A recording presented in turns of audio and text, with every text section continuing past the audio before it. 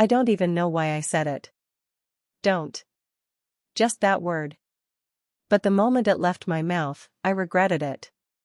Not because I didn't mean it, but because I didn't know what I meant anymore. My name is Claire.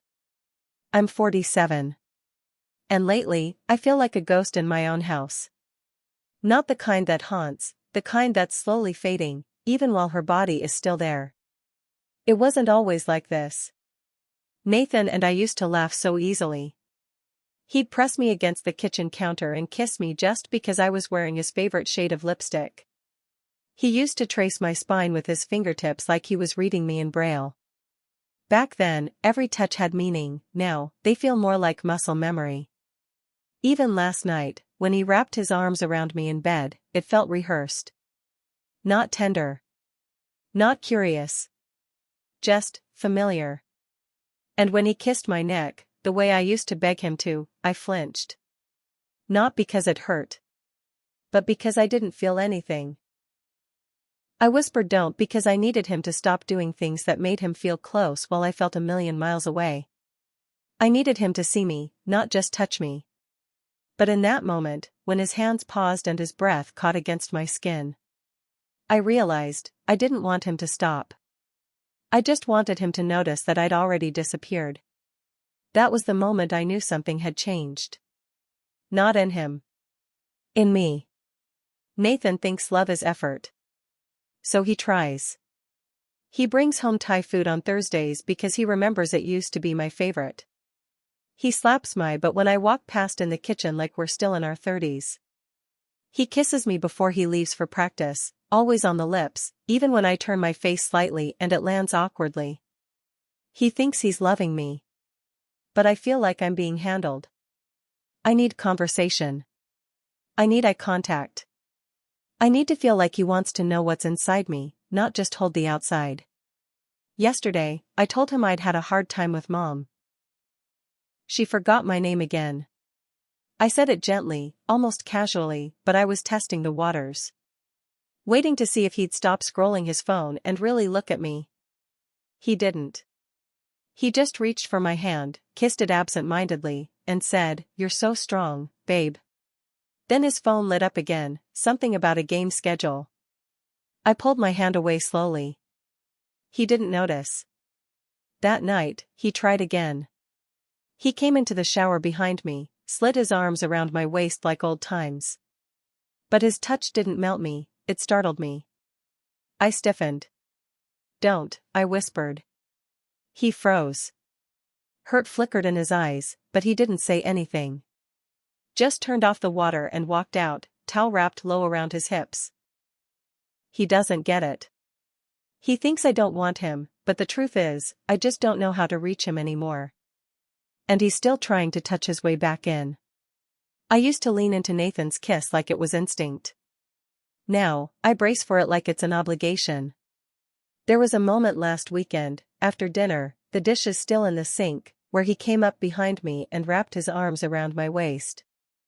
I felt the press of his chest, the warmth of his breath near my ear. And all I could think was, not now. Not like this. His hand slid lower, trying to make it something playful, maybe seductive. But I wasn't there.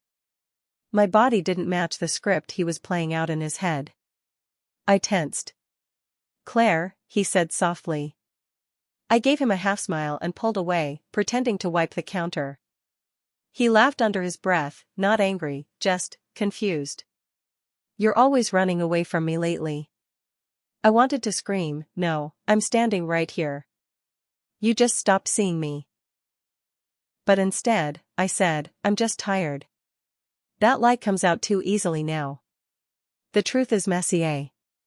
I miss him, but I can't feel him. Every kiss feels empty. Like we're mimicking something we used to believe in.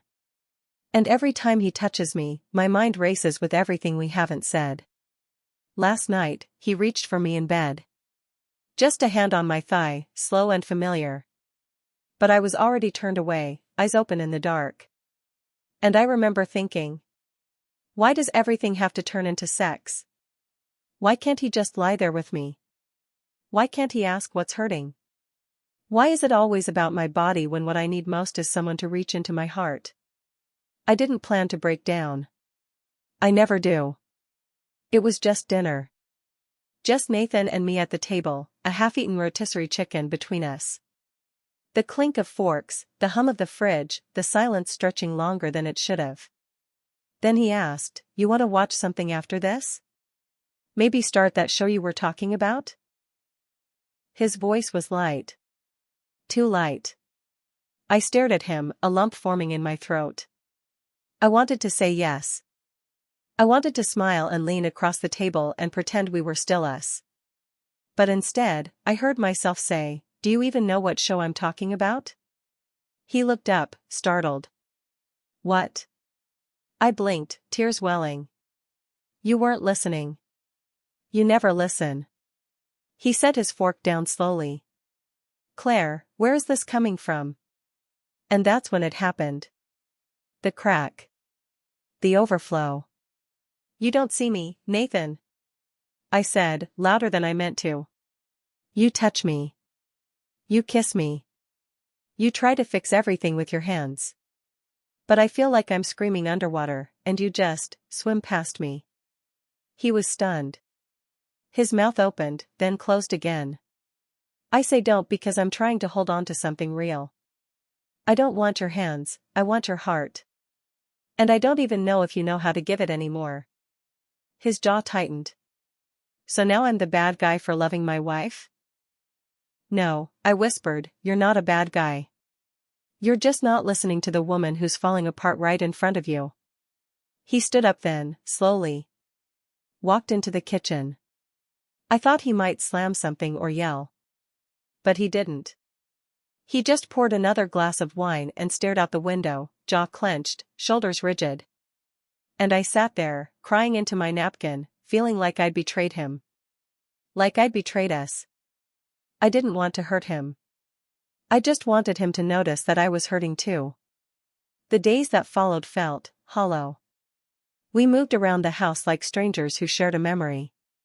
Not quite angry, just tired. Nathan left earlier in the mornings. I stopped asking where he was going after practice. Even our silences had silences in them. It's funny how you can miss someone while sitting 3 feet away. Last Tuesday, I came downstairs and saw him folding laundry. My sweaters. My favorite ones, the ones he used to steal and wear around the house to tease me. He folded them carefully, deliberately, like he was touching something delicate. But when I stepped into the room, he didn't look up. "Thanks," I mumbled. He just nodded. Not cold. Just distant. That night, I caught him sleeping on the couch. He said it was because of my snoring, a lame excuse we both knew wasn't true. He didn't want to be next to me. Or maybe, he didn't think I wanted him near. The space between us grew without any grand fight. Just small choices. Missed looks. Things left unsaid. I started thinking about how we got here. Maybe I held too much in. Maybe I expected him to read between lines I never gave him. Or maybe he was just too tired, too used to loving me with his hands and not his heart. But watching him now, this quiet, good man who suddenly seems older than I remember, I feel a knot in my chest that won't go away. Because he did love me. Still does, I think. He just didn't know I'd changed. And maybe I didn't know how to tell him. I stood outside the bedroom door last night, hand on the knob, wanting to go in and just hold him. No words. Just skin. Warmth. Peace. But I didn't. I went back to bed alone, staring at the ceiling, wondering if we were still something worth saving. And for the first time I wasn't sure. The house was still. The kind of stillness that makes you think twice before breathing too loud. Nathan was in the living room, sitting on the edge of the couch, elbows on his knees, staring at the muted television. A game was on. He wasn't watching it. I stood in the kitchen, holding a mug of tea I hadn't sipped from. Something inside me broke when I saw him like that, small, for once. Worn down. Like a man who'd run out of ways to reach someone he still loved. I walked toward him, slow and unsure. He looked up when I entered, his eyes meeting mine for the first time in what felt like forever. "I miss you," I said, barely louder than the wind brushing the windows. He swallowed, jaw tightening. "You're right, Claire.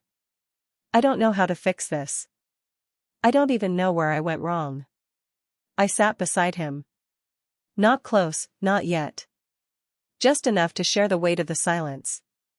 "I'm not asking you to fix anything," I whispered. "I just want you to see me.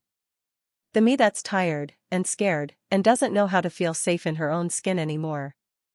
His eyes filled, just a little. That crack in his voice that used to come when we were younger, it was back.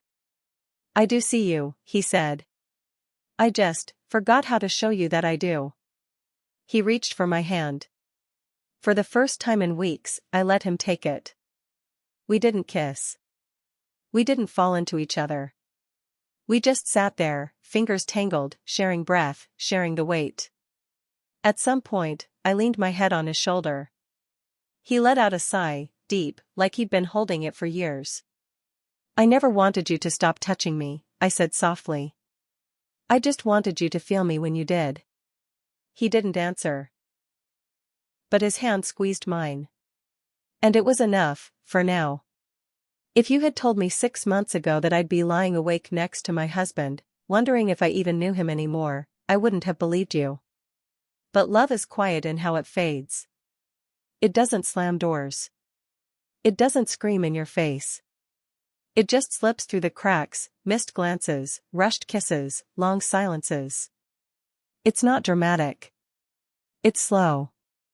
And that's what makes it so dangerous. For a while, I thought Nathan stopped loving me. That every touch was habit. That every kiss was just a duty to keep us functioning. But now, I see it differently. He was loving me. In the only way he knew how.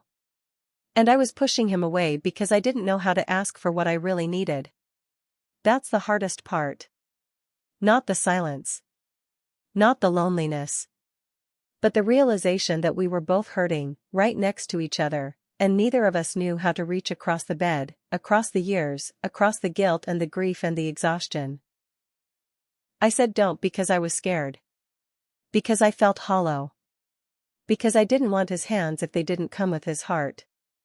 But I never wanted him to stop. I wanted him to pause. To see me. To ask, "Are you okay?" before kissing me. To hold me without expecting heat. To notice that I was drowning while still breathing. And slowly, painfully, we're learning how to love again. Not like we used to. But like who we are now. It's not perfect. We still stumble. Some nights, I still turn away. But then his hand will find mine in the dark, and I'll hold it. Tightly. Because love isn't always loud. Sometimes, it's just not letting go.